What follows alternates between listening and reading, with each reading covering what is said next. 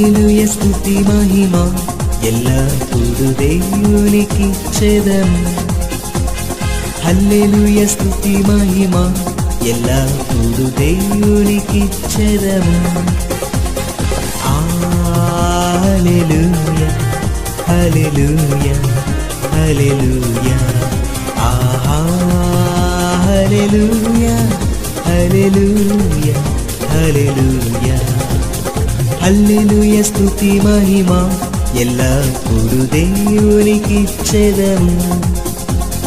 హల్లెలూయా స్తుతి మహిమ ఎల్లప్పుడూ దేవునికి చెదము. సైన్యములకు అధిపతి అయిన ఆ దేవుని స్తుతించెదము. సైన్యములకు అధిపతి అయిన ఆ దేవుని స్తుతించెదము. అలసంద్రములను దాటించిన ఆ యెహోవాను స్తుతించెదము. అలసంద్రములను దాటించిన ఆ యెహోవాను స్తుతించెదము. Praise the lord. దేవుని పరిశుద్ధ నామానికి మహిమ కలుగునుగాక. క్రీస్తునందు మిక్కిలి ప్రియమైన దేవుని బిడ్డలారా, మీరందరూ దేవుని యొక్క కృపను బట్టి ఆరోగ్యవంతులుగా ఉన్నారని నమ్ముతూ ఉన్నాను. దేవుడు తన బలీయమైన బాహు క్రింద మనల్ని భద్రపరిచారు. ఆయన ప్రేమ, కృప, కనికరాలు మనకెల్లప్పుడూ తోడుగా ఉంటాయని చెప్పడానికి నేను ఎంతగానో ప్రభువుని బట్టి ఆనందిస్తూ ఉన్నాను. ఈ దినము దేవుని వాక్యపు వెలుగులో నుండి కొన్ని విషయాలు మీకు గుర్తు చేయాలని కోరుతూ ఉన్నాను. హెబ్రీలకు వ్రాసిన పత్రిక 4వ అధ్యాయం 12వ వచనంలో ఒక అద్భుతమైన మాట వ్రాయబడి ఉంది. దేవుని వాక్యాన్ని గురించి అక్కడ వ్రాయబడినటువంటి విషయాలు మనం గుర్తు చేసుకోగలిగితే, దేవుని వాక్యము బలము గలదని, ఖడ్గము వంటిదని, ప్రాణాత్మ మూలుగులను సైతము విభజించినంత మట్టుకు దూరుతుంది అనే విషయాన్ని వాక్యపు వెలుగులో మనం గమనిస్తాం. ప్రియమైన విశ్వాసులారా, దేవుని వాక్యము ప్రాణాన్ని, ఆత్మను సైతము విభజించినంత మట్టుకు దూరుతుంది. ప్రాణము, ఆత్మ, ఈ మాటలు మనం గమనిస్తూ ఉన్నాం. దేవుని వాక్యపు వెలుగులో మనము ప్రాణం మీద ఆధారపడ్డామో, ఆత్మ మీద ఆధారపడ్డామో ఒకసారి మనం ఆలోచన చేయాల్సిన అవసరం ఎంతైనా ఉన్నది. ఎందుకంటే దేవుని వాక్యపు వెలుగులో మాత్రమే అది సాధ్యమవుతుంది. చాలా సందర్భాల్లో మనం అనేకమైన వాటి మీద ఆధారపడుతూ ఉంటాం. అయితే ప్రాణం మీద ఆధారపడ్డావా, ఆత్మ మీద ఆధారపడ్డావా? ఇక్కడ ఒక సంగతి మనం గ్రహించాలి. అదేమంటే, పాత నిబంధన క్రైస్తవులలో, అంటే ఇంకా పాత నిబంధన క్రైస్తవులుగా ఉన్నవారు మాత్రం దానిని సరిగా గ్రహించలేరు. ఎందుకు ఈ మాట నేను గుర్తు చేస్తున్నానంటే, ఆత్మ సంబంధంగా జీవించే వ్యక్తి, ఆత్మీయతలో ఇంకా అభివృద్ధి చెందాలనే వ్యక్తి వాక్యపు వెలుగులో తన జీవితాన్ని కట్టుకోవడానికి ఇష్టపడుతూ ఉంటారు. కానీ పాత నిబంధన వ్యక్తులుగా ఉండేవారు ఆత్మీయ సంగతులను సరిగా గ్రహించలేరు. ఈ మాట అర్థం కావాలంటే ఒక విషయాన్ని నేను ఇక్కడ గుర్తు చేయాలని ఆశిస్తున్నాను. ప్రత్యక్ష గుడారంలో 3 ప్రాముఖ్యమైన సంగతులు మనం గమనిస్తూ ఉంటాం. అదేంటంటే, మొట్టమొదటిది ఆవరణము, రెండవది పరిశుద్ధ స్థలము, మూడవది అతి పరిశుద్ధ స్థలము. అలాగే మనలో కూడా ఈ 3 కనిపిస్తూ ఉంటాయి. ఒకటి శరీరము, రెండవది ప్రాణము, మూడవది ఆత్మ. ఈ విషయము అపోస్తలుడైన పౌలు తెస్సలోనికలకు వ్రాసిన పత్రిక 5వ అధ్యాయం 23వ వచనములో జ్ఞాపకం చేశాడు. ఇక్కడే మనం గ్రహించాల్సిన ప్రాముఖ్యమైన సంగతి ఏమంటే, దేవుని వాక్యము మనలోనికి వెళుతూ మన ప్రాణాత్మలను సైతము విభజిస్తుంది అన్న విషయాన్ని మనం గుర్తు చేసుకోవాలి. ప్రత్యక్ష గుడారంలో ఒక వ్యక్తి అతి పరిశుద్ధ స్థలంలో ప్రవేశించడం అనేది అసాధ్యం. ఆవరణము నుండి పరిశుద్ధ స్థలానికి ఒక వ్యక్తి వెళ్ళొచ్చు, కానీ పరిశుద్ధ స్థలము నుండి అతి పరిశుద్ధ స్థలానికి వెళ్ళాలి అని అంటే కొన్ని ఆటంకాలు ఉన్నాయి. మొట్టమొదటిది ఏమంటే, పరిశుద్ధ స్థలానికి అతి పరిశుద్ధ స్థలానికి మధ్య మందమైన తెర ఒకటి అడ్డుగా ఉంటుంది. రెండవదిగా ఒక్క ప్రధాన యాజకుడు మాత్రమే సంవత్సరమునకు ఒక్కమారు అతి పరిశుద్ధ స్థలములో ప్రవేశించడానికి వీలుంది. కనుక అతి పరిశుద్ధ స్థలము ఆత్మకు సాదృశ్యమని నేను మీకు జ్ఞాపకం చేసిన రీతిగా పాత నిబంధనలోనే జీవించే క్రైస్తవుడు ఆత్మ సంబంధమైన సంగతులను అంతగా గ్రహించలేడు. నా మాట మీరు అర్థం చేసుకున్నారని నమ్ముతూ ఉన్నాను. కానీ క్రొత్త నిబంధన క్రైస్తవుడు ఆత్మ సంబంధమైన సంగతులను బాగుగా అర్థం చేసుకోగలడు. పాత నిబంధన క్రైస్తవుడు ఆత్మను గూర్చి కానీ ఆత్మ సంబంధమైన సంగతులను గూర్చి కానీ అంతగా సరైన అవగాహన కలిగి ఉండలేడు. కారణం ఏంటంటే అతి పరిశుద్ధ స్థలములో ప్రధాన యాజకుడు మాత్రమే సంవత్సరమునకు ఒక్కమారు ప్రవేశించగలడు. ప్రభునందు ప్రియమైన దేవుని బిడ్డలారా, కానీ నూతన నిబంధన వ్యక్తిగా, క్రొత్త నిబంధన విశ్వాసిగా మన జీవితంలో ఆత్మానుసారంగా జీవించాల్సినటువంటి అవసరత ఎంతైనా ఉన్నది. ఆత్మానుసారంగా జీవించడానికే మన జీవితాలు వాక్యపు వెలుగులో ఉన్నాయా లేవనేది పరిశీలన చేయవలసినటువంటి అవసరత ఉన్నది. ప్రస్తుత దినాల్లో మనం జాగ్రత్తగా పరిశీలన చేస్తే ప్రస్తుత క్రైస్తవులలో 3 రకాలైనటువంటి క్రైస్తవులు ఉన్నారు. నేను మొదట చెప్పిన రీతిగా మనలో ఎలాగైతే శరీరము, ప్రాణము, ఆత్మ ఉన్నదో క్రైస్తవులలో కూడా 3 రకాలైనటువంటి క్రైస్తవులు ఉన్నారు. మొట్టమొదటి రకం క్రైస్తవులు ఎవరంటే ప్రకృతి సంబంధమైన క్రైస్తవులు. శరీర సంబంధమైన క్రైస్తవులని చెప్పొచ్చు, కానీ ఆ మాట కొంచెం మనకు బాధాకరంగా అనిపించవచ్చు. కానీ ప్రకృతి సంబంధమైన క్రైస్తవులు అని చెప్పొచ్చు. ప్రకృతి సంబంధమైన క్రైస్తవులు ఎలా జీవిస్తారంటే వారు రక్షింపబడిన వారే, బాప్తిస్మము తీసుకున్నవారే, కానీ చిన్న చిన్న పాపాలు చేస్తూ చిన్న చిన్న పాపాలలో ఆనందిస్తూ ఉంటారు. లోక సంబంధమైనటువంటి సిరిని వారు ప్రేమిస్తూ ఉంటారు. వీరు ప్రకృతి సంబంధమైనటువంటి క్రైస్తవులు, శరీరానుసారంగా జీవించే క్రైస్తవులు. ప్రభునందు ప్రియమైనటువంటి దేవుని బిడ్డలారా, చాలా సందర్భాల్లో ఈ మాటలు వింటున్నటువంటి మనలో ఇంకా ఈ క్రైస్తవ్యంలోనే మనం ఇంకా ఉండిపోయాం. ప్రకృతి సంబంధమైన క్రైస్తవ్యంలోనే ఉండిపోయాం. మనము బాప్తిసం పుచ్చుకున్నాం, మనము కూడా రక్షింపబడ్డాం, కానీ చిన్ని చిన్ని పాపాల్లో ఆనందిస్తూ ఉంటాం.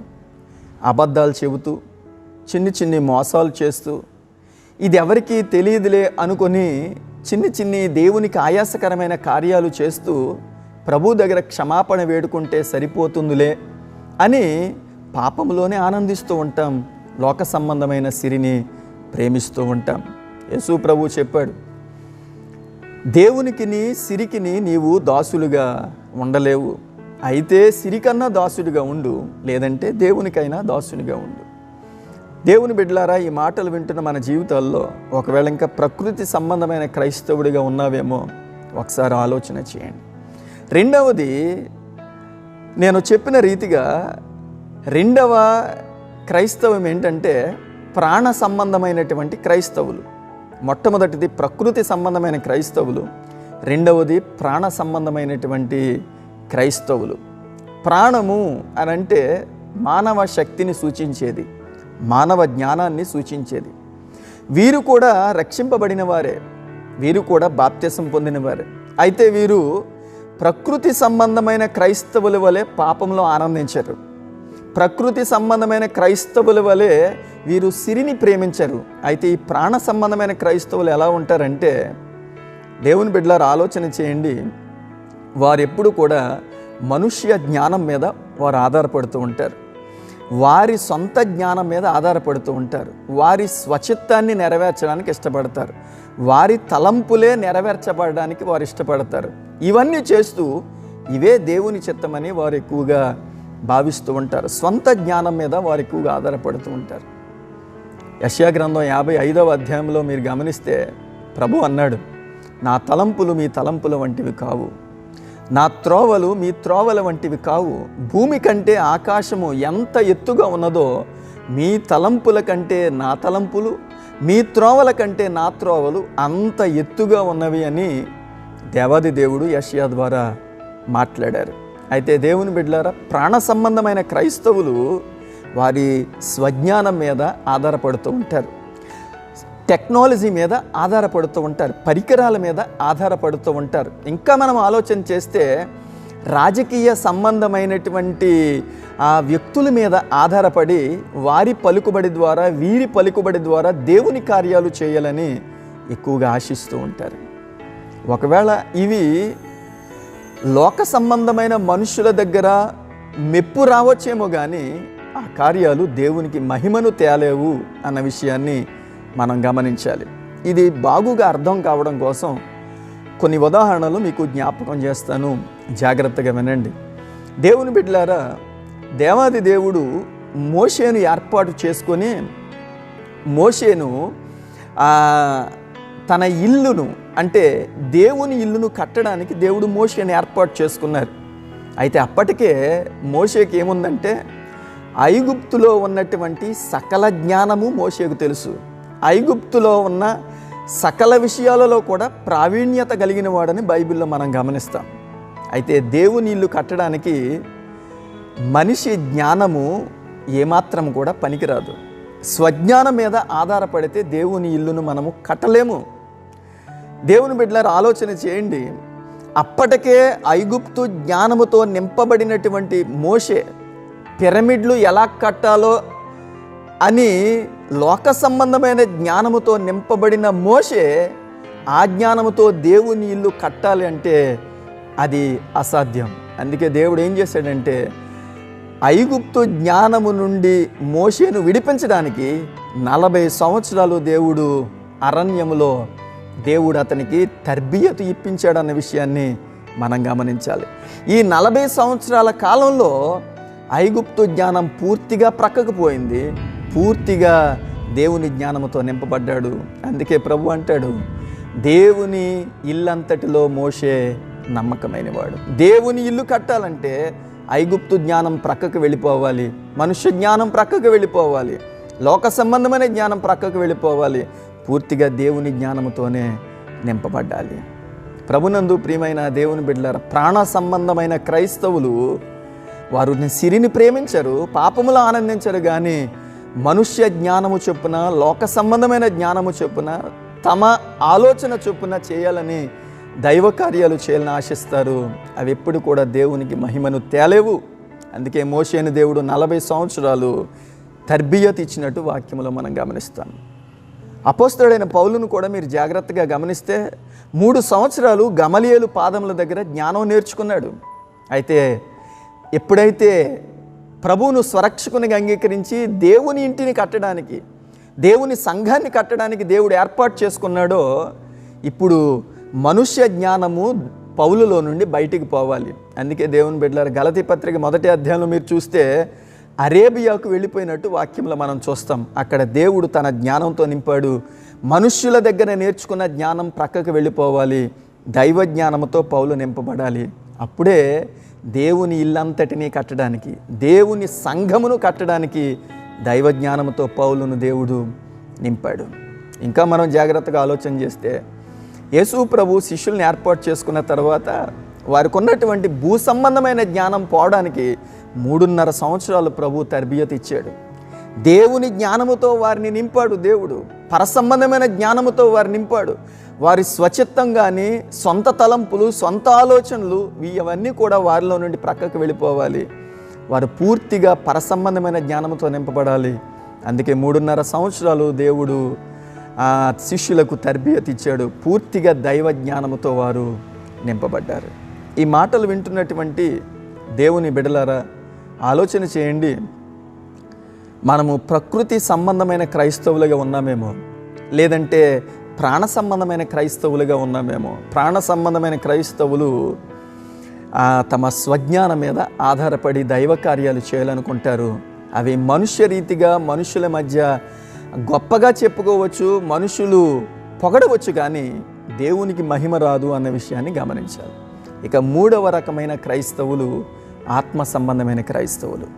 వీరెప్పుడు కూడా పరిశుద్ధాత్మ దేవుని వాక్యం వారిని ఎలాగైతే నడిపిస్తుందో, ఒకవేళ వీరు జీవించే జీవిత విధానం మనుషులకు అది నచ్చకపోవచ్చు, కానీ వారి జీవిత విధానం దేవునికి మహిమ తెస్తుంది. వారు మాట్లాడే తీరు, వారి యొక్క ప్రవర్తన, వారు ప్రకటించే తీరు ఒకవేళ మనుషులకు అది కొరగరానిదిగా ఉండొచ్చేమో, కానీ అది దేవునికి మహిమ తెస్తుంది. ఆత్మ సంబంధమైన క్రైస్తవులుగా మనం ఉన్నామా లేదా అనేది పరిశీలన చేసుకోవాలి. ప్రభునందు ప్రియమైన దేవుని బిడ్డలారా, శరీరము, ప్రాణము, ఆత్మ, ప్రత్యక్ష గుడారములో ఉన్నవి కూడా ఆవరణము, పరిశుద్ధ స్థలము, అతి పరిశుద్ధ స్థలము. పాత నిబంధన క్రైస్తవుడు అతి పరిశుద్ధ స్థలములో ప్రవేశించడానికి అవకాశం లేదు కాబట్టి వారికి ఆత్మ సంబంధమైన సంగతులు అంతగా వారికి అవగాహన లేవు. అయితే ఇప్పుడు నూతన నిబంధన క్రైస్తవుడిగా, క్రొత్త నిబంధన క్రైస్తవుడిగా, నూతన నిబంధన ఇశ్రాయేలుగా ఉన్న నీవు నేను ఏ రకమైన క్రైస్తవులుగా ఉన్నాము? ప్రకృతి సంబంధమైన క్రైస్తవులుగా ఉన్నామా, లేదంటే ప్రాణ సంబంధమైన క్రైస్తవులుగా ఉన్నామా, లేదా ప్రభు కోరిన రీతిగా ఆత్మ సంబంధమైన క్రైస్తవులుగా ఉన్నామా? ఎలా ఉన్నామో మనం తెలుసుకోవాలంటే దేవుని వాక్యానికి మనం చోటివ్వాలి.